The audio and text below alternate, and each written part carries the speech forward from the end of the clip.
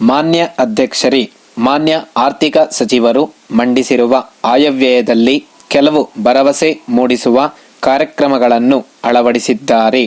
ಅವುಗಳೆಂದರೆ ಲಾಟರಿ ನಿಷೇಧ, ಸಾರಾಯಿ ನಿಷೇಧ, ರೈತರಿಗೆ ಸಾಲದ ಬಡ್ಡಿ ಮನ್ನಾ ಮತ್ತು ಉದ್ಯೋಗವಿಲ್ಲದವರಿಗೆ ನಿರುದ್ಯೋಗ ಭತ್ಯೆ ಮತ್ತು ಗ್ರಾಮೀಣ ಬಡ ಕುಟುಂಬದ ಮಕ್ಕಳಿಗೆ ಶಾಲೆಗೆ ಹೋಗಲು ಅನುಕೂಲವಾಗುವಂತೆ ಪುರುಷರು ಹಾಗೂ ಹೆಣ್ಣು ಮಕ್ಕಳಿಗೆ ಬೈಸಿಕಲ್ಲುಗಳನ್ನು ಉಚಿತವಾಗಿ ನೀಡಿದ್ದಾರೆ ಮತ್ತು ಉಚಿತ ಊಟ ಹಾಗೂ ತಿಂಡಿ ವ್ಯವಸ್ಥೆಯನ್ನು ಮಾಡಿರುವುದು ತುಂಬ ಶ್ಲಾಘನೀಯವಾದ ವಿಚಾರ.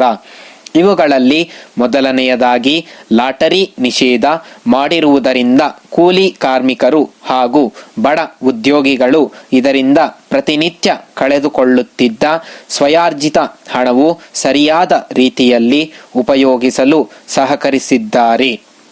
ಆದರೂ ಇದರ ಬಗ್ಗೆ ಕೆಲವು ಮಾಲೀಕರುಗಳು ಮತ್ತೆ ಕರ್ನಾಟಕದಲ್ಲಿ ಲಾಟರಿ ಪ್ರಾರಂಭಿಸಲು ನ್ಯಾಯಾಲಯದ ಮೆಟ್ಟಿಲು ಹತ್ತಿರುವುದು ನಾಚಿಕೆಗೀಡಿನ ಪರಿಸ್ಥಿತಿಯನ್ನುಂಟು ಮಾಡಿದೆ.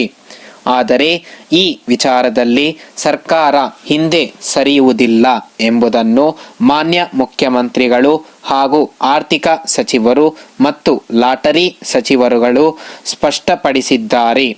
ಇನ್ನು ಸಾರಾಯಿ ನಿಷೇಧ ಮಾಡಿರುವುದರಿಂದ ರೈತರು ಮತ್ತು ದಿನಗೂಲಿ ನೌಕರರುಗಳು ತಾವು ಸಂಪಾದಿಸಿದ ಹಣವನ್ನು ಅವರುಗಳ ಕುಟುಂಬದ ಪ್ರಗತಿಗಾಗಿ ಉಪಯೋಗಿಸಲು ಅನುಕೂಲವಾಗಿದೆ ಮತ್ತು ಅವರುಗಳ ಆರೋಗ್ಯವು ಸುಧಾರಿಸುವಲ್ಲಿ ಸಹಕಾರಿಯಾಗಿದೆ ಎಂಬ ಅಂಶವನ್ನು ಮರೆಯುವಂತಿಲ್ಲ.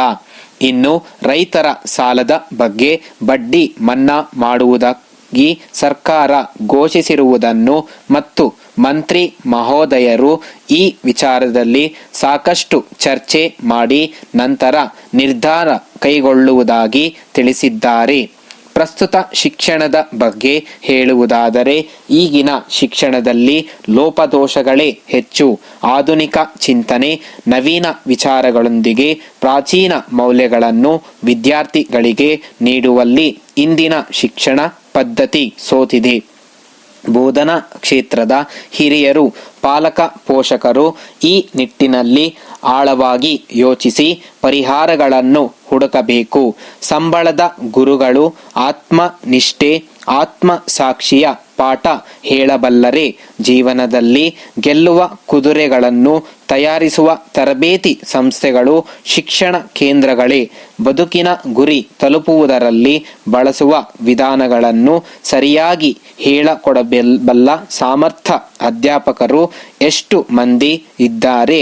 ಗುರಿಯಷ್ಟೇ ಮಾರ್ಗವು ಸರಿಯಾಗಿರಬೇಕು ಎಂದು ತಿಳಿಸಬಲ್ಲ ವಿದ್ಯಾರ್ಥಿಗಳಲ್ಲಿ ವ್ಯಕ್ತಿತ್ವ ಸಮನ್ವಯದ ಮಾರ್ಗದರ್ಶನ ಕೊರತೆ ಇಂದಿನ ಶಿಕ್ಷಣ ವ್ಯವಸ್ಥೆಯಲ್ಲಿ ಹಾಸು ಹೊಕ್ಕಾಗಿ ಕಾಣುವ ಮುಖ್ಯ ದೋಷ.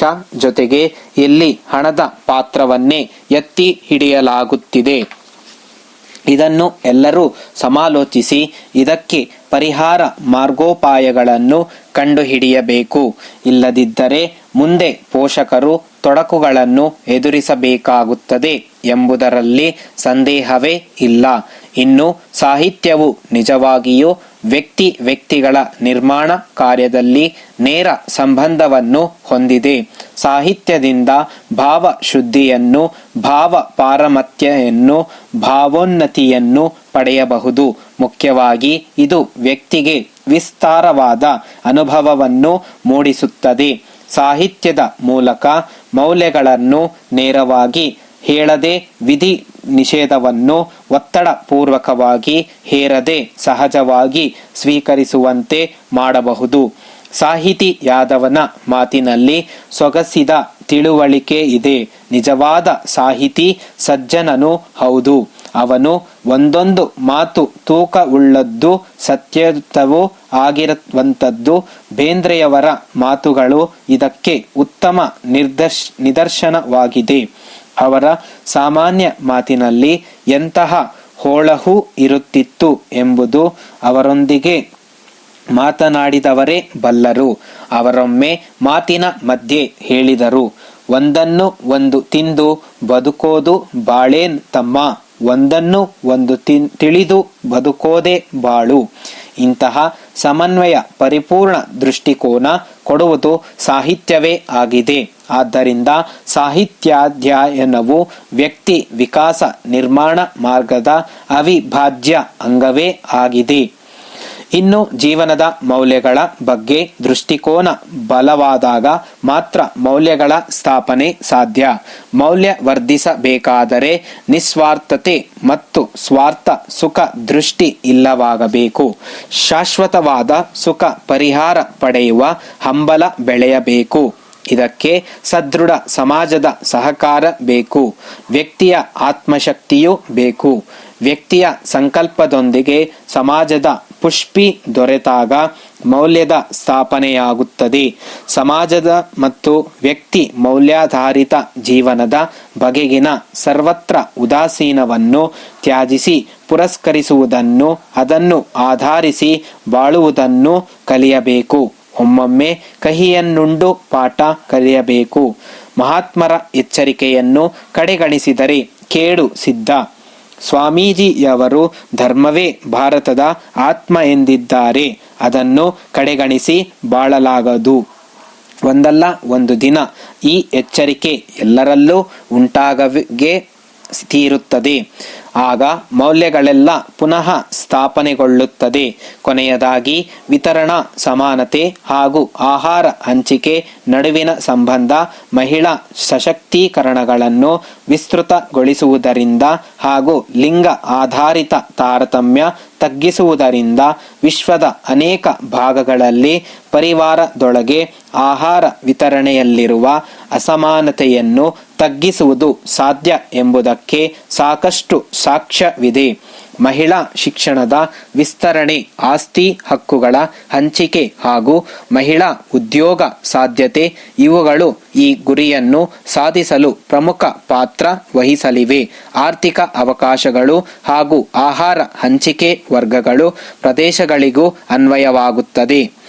Doctor BS. ಶೈಲಜಾ, ವಿಜ್ಞಾನ ಬರಹಗಾರ್ತಿ, ಭಾರತೀಯ ಜ್ಯೋತಿ ಭೌತ ವಿಜ್ಞಾನ ಮಂದಿರ, ರಾಜಭವನದ ರಸ್ತೆ, ಬೆಂಗಳೂರು. ಇವರು ಭೌತ ವಿಜ್ಞಾನದ ಬಗ್ಗೆ ಮಾತನಾಡುತ್ತಾ ಕಳೆದ 200ಕ್ಕೂ ಹೆಚ್ಚು ವರ್ಷಗಳ ಇತಿಹಾಸವುಳ್ಳ ಭಾರತೀಯ ಜ್ಯೋತಿ ಭೌತ ವಿಜ್ಞಾನ ಮಂದಿರ ಇಂದು ಅಂತಾರಾಷ್ಟ್ರೀಯ ಮನ್ನಣೆ ಪಡೆದಿರುವುದು ಸ್ತುತ್ಯಾರ್ಹವಾದುದು. ಮೊದಲು ಕೊಡೈಕೆನಾಲ್ನಲ್ಲಿ ವೀಕ್ಷಣಾಲಯ ಮಾತ್ರವಾಗಿದ್ದ ಇದು ಈ ಹೊಸ ಹೆಸರಿನಿಂದ 25 ವರ್ಷಗಳ ಹಿಂದೆ ಸ್ವಾಯತ್ತ ಸಂಸ್ಥೆಯಾಯಿತು. ಭೌತಶಾಸ್ತ್ರ, ಖಭೌತಶಾಸ್ತ್ರ ಹಾಗೂ ಖಗೋಳ ವಿಜ್ಞಾನಗಳಲ್ಲಿ ಸಂಶೋಧನೆಯತ್ತ ಗಮನಹರಿಸಿದೆ. ಇದು ಅನೇಕ ಹೊಸ ಸಂಶೋಧನೆಗಳಿಂದ ಖ್ಯಾತಿ ಪಡೆಯಿತು. ಬೆಂಗಳೂರಿನಲ್ಲಿ ಮುಖ್ಯ ಕಚೇರಿ ಹಾಗೂ ಕೊಡೈಕೆನಾಲ್ನಲ್ಲಿ ಸೌರ ವೀಕ್ಷಣೆ, ಕಾವಲೂರಿನಲ್ಲಿ ನಕ್ಷತ್ರ ಹಾಗೂ ಗ್ಯಾಲಕ್ಸಿಗಳ ಕುರಿತು ಸಂಶೋಧನೆ, ಗೌರಿಬಿದನೂರಿನಲ್ಲಿ ರೇಡಿಯೋ ತರಂಗಗಳ ಅಧ್ಯಯನ, ಗುರುತ್ವಾಕರ್ಷಣೆಯನ್ನು ಕುರಿತು ನವ್ಯ ಪ್ರಯೋಗವೊಂದಕ್ಕಾಗಿ ಗೌರಿಬಿದನೂರಿನಲ್ಲಿ ವಿಶೇಷ ಪ್ರಯೋಗಾಲಯವು ಸಿದ್ಧವಾಗಿದೆ. ಅಂತಾರಾಷ್ಟ್ರೀಯ ಸಹಕಾರಕ್ಕಾಗಿ ಭಾರತದ ಭೌಗೋಳಿಕ ಸ್ಥಿತಿ ಅತ್ಯಂತ ಮಹತ್ವಪೂರ್ಣವಾಗಿದೆ. ಯಾವುದೇ ಆಕಾಶ ಕಾಯವನ್ನು ಅಭ್ಯಸಿಸಲು ಅದನ್ನು ನಿರಂತರವಾಗಿ ಗಮನಿಸಬೇಕಾದುದು ಅವಶ್ಯಕ. ಅಮೆರಿಕ ದೇಶದಿಂದ ಗಮನಿಸಲು ಸಾಧ್ಯವಾಗುವಾಗ ಭಾರತದಿಂದ ವೀಕ್ಷಣೆ ಸಾಧ್ಯವಾಗದು. ಆದ್ದರಿಂದ ಆಕಾಶ ಕಾಯವೊಂದನ್ನು ಮುಳುಗುವವರೆಗೂ ಅವರು ಗಮನಿಸಿದ್ದಲ್ಲಿ ಆಸ್ಟ್ರೇಲಿಯಾದಿಂದ ವೀಕ್ಷಣೆ ಮುಂದುವರಿಸಬಹುದು. ಆಸ್ಟ್ರೇಲಿಯಾದಲ್ಲಿ ಅದು ಮುಳುಗುತ್ತಿದ್ದಂತೆ ಭಾರತದಿಂದ ವೀಕ್ಷಣೆ ಮುಂದುವರಿಸಬಹುದು. ಈ ದೃಷ್ಟಿಯಿಂದ ಭಾರತದ ವೀಕ್ಷಣಾಲಯಗಳ ಪಾತ್ರ ಬಲು ದೊಡ್ಡದು. ಮಾನ್ಸೂನ್ಗಳ ಕಾರಣ ವರ್ಷದ ಅರ್ಧದಷ್ಟು ಕಾಲ ವೀಕ್ಷಣೆಗೆ ತಡೆಯಾಗುವುದರಿಂದ ಹಿಮಾಲಯದ ಪರ್ವತಗಳ ಶಿಖರಗಳು ವೀಕ್ಷಕರನ್ನು ಆಕರ್ಷಿಸಿದವು. ಭಾರತೀಯ ಜ್ಯೋತಿರ್ಭೌತ ವಿಜ್ಞಾನ ಮಂದಿರ ಈ ದಿಕ್ಕಿನಲ್ಲಿ ದಿಟ್ಟ ಹೆಜ್ಜೆಯನ್ನು ಇಟ್ಟಿದೆ. 38 ಕೋಟಿ ರೂಪಾಯಿಗಳ ಯೋಜನೆಯೊಂದು ಸಿದ್ಧವಾಗಿದೆ.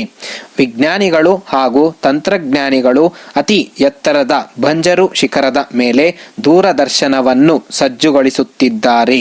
ಲಡಖ್ ಪ್ರಾಂತ್ಯದ ಹಿನ್ಲೆ ಎಂಬ ಈ ಶಿಖರಕ್ಕೆ ಸರಸ್ವತಿ ಎಂದು ಹೆಸರಿಡಲಾಗಿದೆ. ವರ್ಷಕ್ಕೆ 250 ದಿನಗಳು ಇಲ್ಲಿ ವೀಕ್ಷಣೆಯನ್ನು ನಡೆಸಬಹುದು. ಈ ಬೃಹತ್ ಯೋಜನೆ ಬೆಂಗಳೂರಿನಿಂದಲೇ ನಿಯಂತ್ರಿಸಲು ಸಾಧ್ಯವಾಗುವಂತೆ ಹೊಸಕೋಟೆಯಲ್ಲೊಂದು ಕೇಂದ್ರ ಅಣೆಯಾಗುತ್ತಿರುವುದು ಕರ್ನಾಟಕದ ಹೆಮ್ಮೆಯ ಕಾಣಿಕೆ ಎಂದೇ ಹೇಳಬಹುದು.